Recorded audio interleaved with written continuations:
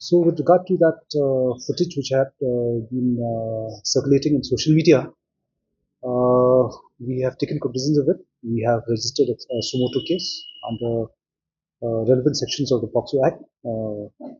Our CCTV cell is actually looking for other CCTVs around the place. We have already put a team in place to identify this person and try to trace this person. So the case is treated as a special court case because it's a sensitive case. Not POCSO cases are treated as SR cases.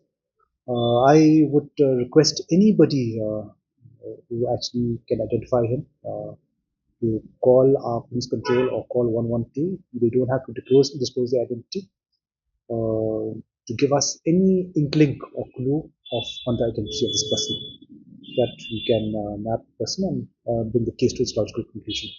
No, this is the first time that a case like that. Yes, molestation cases are there, but we have not come across where the person would target juveniles and especially schoolgirls and all that. That early morning.